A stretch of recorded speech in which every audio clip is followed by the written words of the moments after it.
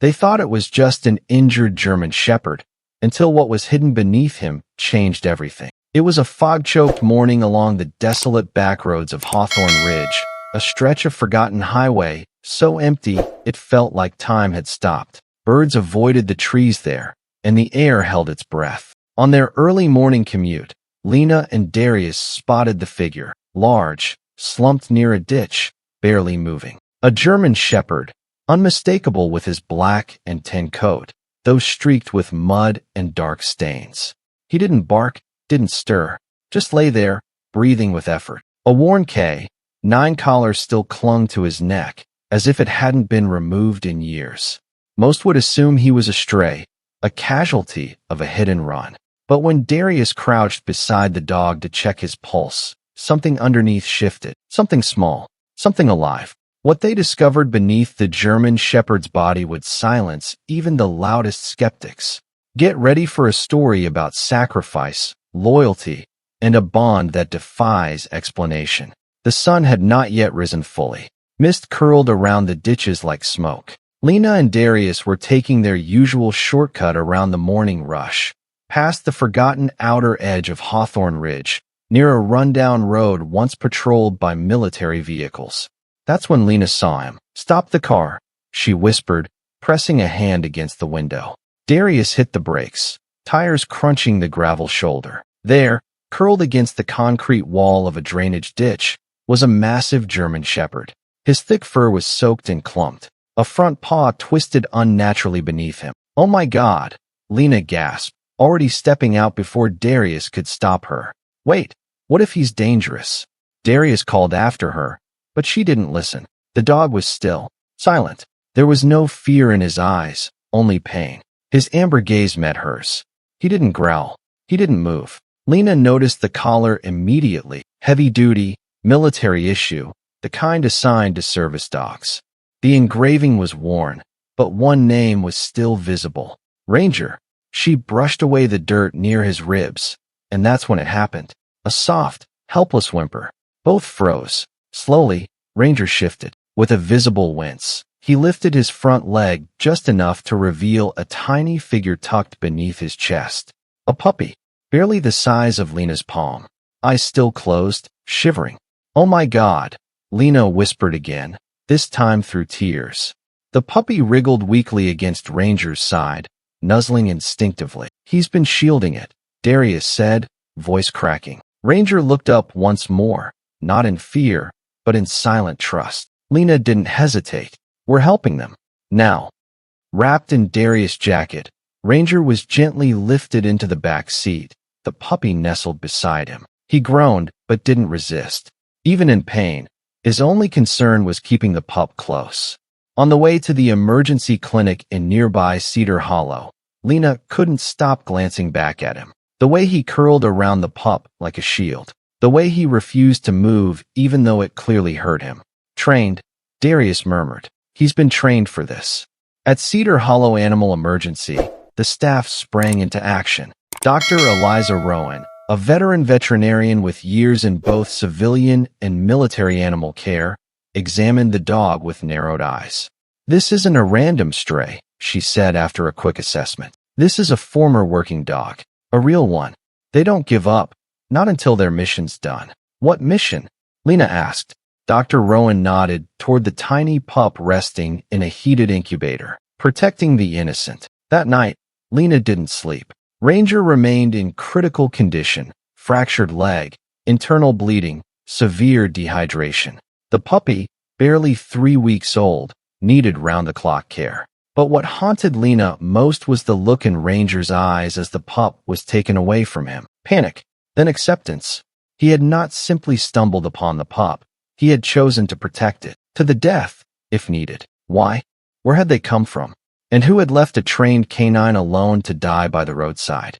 The following morning, Lena's phone buzzed. It was the clinic. "He's awake," Dr. Rowan said.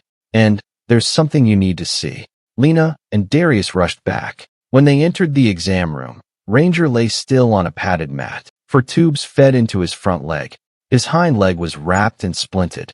A young vet tech knelt beside him, gently stroking the fur between his ears.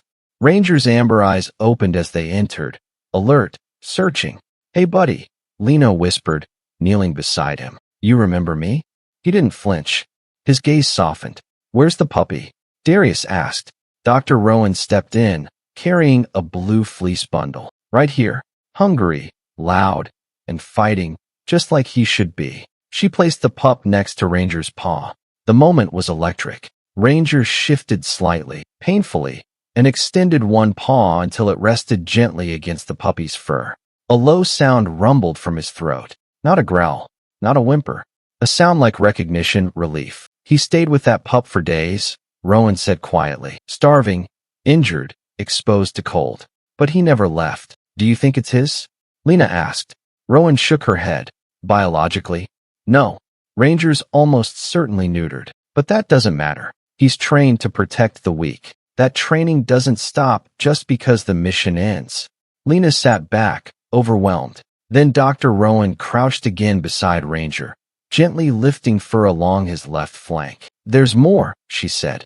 They had shaved him down to treat abrasions and found something unexpected. A tattoo, faded but still visible. 07319. Darius squinted. "Is that a unit number?" Rowan nodded grimly. "Military, not police." Lena's heart pounded. "He's a war dog? Seems like it. But this code's from an older registry. I looked it up last night." She pulled a tablet from her pocket, scrolling. "This dog served in Afghanistan nearly a decade ago. Name, Ranger. Handler, Captain Theo Halvern. Unit, Ghost Squad, Operation Iron Eclipse." Ranger had been retired after his handler was killed during a covert raid. Labeled unfit for adoption due to reported aggression. Transferred to a private contractor. Then nothing. No further records. "You're saying he disappeared?" Darius murmured. Rowan nodded. "Until yesterday." They all sat in silence. And then Lena's phone rang. Unknown number. She answered hesitantly. "Hello." The voice on the other end was cold. "Measured. You found a dog. Male. Black and tan German Shepherd. Responds to Ranger. We want him back." Lena froze. "Who is this?" "There's $10,000 in it for you. No questions. Drop him at the old truck stop off Route 9 by sundown." Then the line went dead. That evening, Lena stood beside Ranger's recovery pen, arms crossed tightly. Something was very wrong. This wasn't just an abandoned dog. Someone was looking for him, and not in a way that suggested they cared. The voice hadn't asked about his condition, not even about the puppy. "Ranger," she whispered. He opened one eye. Alert. Watching. "What happened to you?" No answer, of course. But the pup stirred beside him. Its eyes were beginning to open, bright, piercing blue. And suddenly Lena remembered something. Years ago, during her internship at the Federal Military Canine Program, she'd seen those eyes in a classified photo. They belonged to a female German shepherd named Lyra, once assigned to the same squad as Ranger. Trained in tracking and search and rescue. Reported dead in a failed extraction mission. But what if she hadn't died? What if she escaped pregnant? And what if the pup now curled beneath Ranger wasn't random at all? By the third night, Ranger was improving. Slowly. He could eat without assistance, and even tried to stand that morning, though his leg collapsed under him after only a few seconds. The pup, now named Kale by the clinic staff, had taken to the bottle with remarkable strength. But even more impressive than his appetite was his devotion. Whenever placed beside Ranger, Kale curled into his chest like it was the only place in the world that mattered. But Lena hadn't slept. The phone call from the stranger haunted her. She tried to trace the number. It was disconnected.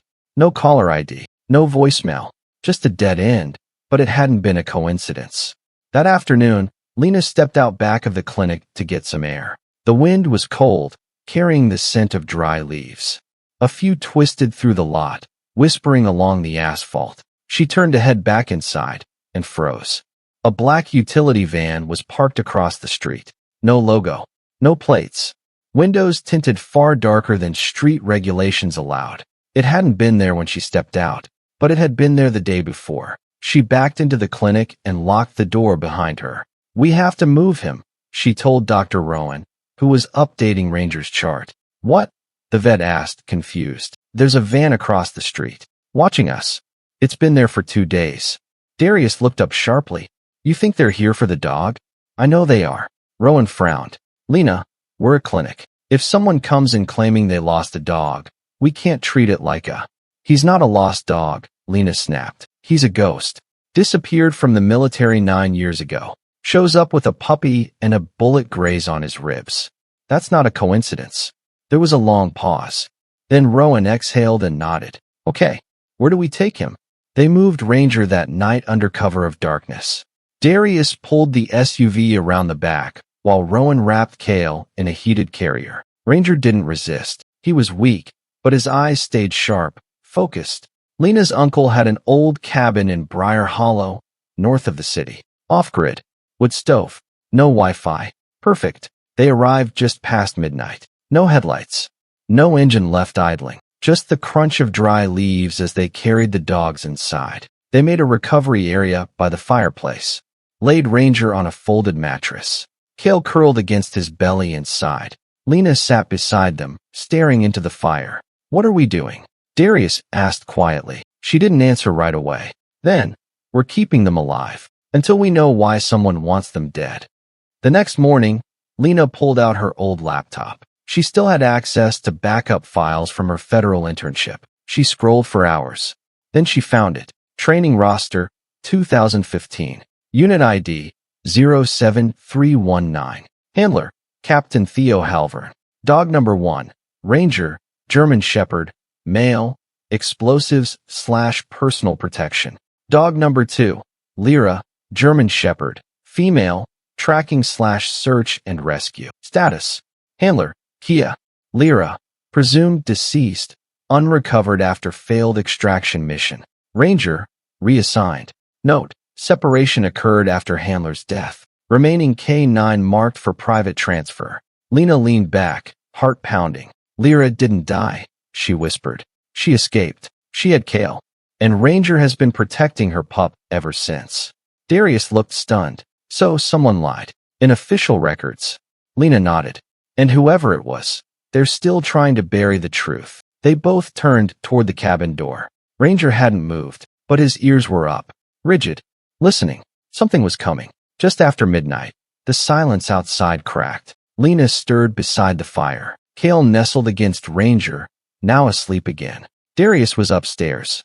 Then, crunch. Dry leaves. Outside, Ranger's ears twitched. Then a low growl, quiet, but heavy with warning, rumbled from his chest. Lena bolted upright. Ranger, she whispered.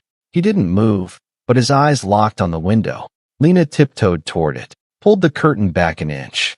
Nothing. Then, movement. A shadow gliding between trees. She ran upstairs. Darius, wake up. He stirred groggily. What? Someone's outside. Instantly alert, he grabbed a flashlight and an old baseball bat. Downstairs, Ranger dragged himself toward the door. Barely able to walk, but determined. Ranger, no. Lena whispered, rushing to his side. Then, snap. A branch outside. Closer now. I'll check, Darius said. Stay with them. She wanted to argue, but nodded. He slipped outside, leaving the door cracked. Then it happened. A blur from the trees. A man, dressed in black, rushed from the woods and tackled Darius. Lena screamed, and Ranger launched forward. Pain meant nothing. He hit the attacker like a missile, sinking his teeth into the man's forearm. The man howled, flailing wildly as blood sprayed across the dirt. Lena helped Darius up. Are you okay? I'm fine. They turned just as the man kicked Ranger off and ran. Ranger collapsed immediately, exhausted, trembling. Lena dropped beside him. You did good. You saved him. Back inside, Lena video called Dr. Rowan. We were attacked, she said breathlessly. Someone tried to get in. Rowan looked grim. You need to bring them back. I'll contact someone I know, Federal K9 Registry. If Ranger's history is what we think, someone in DC needs to see him. Lena looked at the German Shepherd lying still. Kale curled into him. He'll never stop protecting us, she whispered. Darius placed a hand on her shoulder. And now it's our turn to protect him. They packed fast. Medications. Blankets. Kale's bottle. Ranger, barely conscious, was lifted gently into the SUV. Lena sat in the back, the puppy curled in her lap, while Darius drove toward Raleigh. By dawn, Lena's eyes burned with exhaustion. But Ranger still breathed, slowly, steadily. They pulled into a small federal complex disguised as a Department of Agriculture field office. Waiting in the back lot was a black sedan. A man stepped out, tall, broad-shouldered, wearing a charcoal suit and a silver tie. His eyes were sharp, tired, experienced. Agent Caleton. He introduced himself, flashing a badge. Dr. Rowan said you have something sensitive. We have someone, Lena said, voice tight. His name is Ranger. Caleton walked to the SUV's rear. When he saw Ranger curled protectively around the puppy, his jaw clenched. That's him. You know him? Darius asked. Caleton nodded slowly. Ranger was part of Operation Iron Eclipse. Afghanistan. We thought he died 9 years ago. We want to know why he didn't, Lena said. And why someone tried to kill him. Caleton didn't flinch. Because he wasn't supposed to survive. Lena blinked. What are you talking about? Caleton's tone dropped. That mission was a disaster. Ghost Unit was sent into a suspected weapons facility. What they actually hit was a civilian shelter. Women, children, a massacre. Silence fell like a stone. They buried it, Caleton continued. Scrubbed records. Declared the dogs dead along with the handler. But Ranger and a second dog, Lyra, fled. They knew what happened, and they vanished. You're telling me they tried to kill the dogs to silence witnesses? Darius asked. Caleton's face was grim. Yes. Lena stepped forward. You're not taking him. He's a hero. He deserves peace. I'm not here to take him, Caleton said. I'm here to keep him alive. There's a secured federal rehabilitation facility for ex-military K9s. No press. No public access. Full protection. What about the pup? Darius asked. They stay together, Caleton said. That's my promise. At that moment, Ranger lifted his head. Weak, but watching. Listening. Caleton knelt beside the open door. I'm sorry, boy. We failed you once. Not again. Ranger looked at him, then slowly rested his head back down. A gesture of understanding, or maybe forgiveness. An hour later, they transferred Ranger and Cale into a secure van. The puppy whimpered, but Ranger nudged him gently. The two curled together in a thick blanket as the doors closed. Lena stepped back, tears burning her eyes. It feels like we're giving away part of ourselves. You didn't just save a dog, Caleton said. You saved the only witness to a crime no one wanted the world to remember. And the men who came after him? Darius asked. We'll find them, Caleton promised. This goes higher than you think. As the transport disappeared down the road, Lena cried, not out of fear, but relief. They had made it. Weeks later, no headlines, no articles. The world never knew what happened on that roadside. But inside a fortified sanctuary hidden in the Virginia hills, Ranger and Cale began to heal. No more shadows. No more pursuit. Lena and Darius visited every weekend. Ranger was walking again, slowly, proudly. His eyes scanned less, his breathing deeper. He had begun to relax. Cale was another story, growing faster than any pup they'd seen. Mischievous, smart, relentless. He tugged on Ranger's ears, stole blankets from the other pens, and barked at squirrels like it was a mission, but never strayed far from Ranger's side. Then, one quiet Saturday, something changed. Lena arrived early. A staff member met her near the entrance. You're Lena Dawson, right? She nodded. We found something. The woman handed her an evidence bag. Inside, a rusted, partially melted ID tag, recovered from the original blast site. One of our teams followed an anonymous tip to a buried supply cache near the mission zone in Afghanistan. Lena turned it over. Lyra, Unit 07319. Her throat closed. She was real, she whispered. She was his. The staffer nodded. She may have survived the blast. Long enough to give birth. Maybe long enough to find him. Across the field, Cale barked at a butterfly while Ranger watched from the shade. Quiet, steady. Lena clutched the tag. A truth finally unearthed. 1 year later, Lena and Darius bought 5 acres outside Asheville. A quiet place. A place for healing. They brought Ranger and Cale home. Then the call came. A child had gone missing along a trail behind their property. Before the search party could assemble, Cale had already caught the scent. He was gone less than 30 minutes and returned with the boy. Cold, frightened, but alive. Ranger barked once from the porch. Sharp, proud.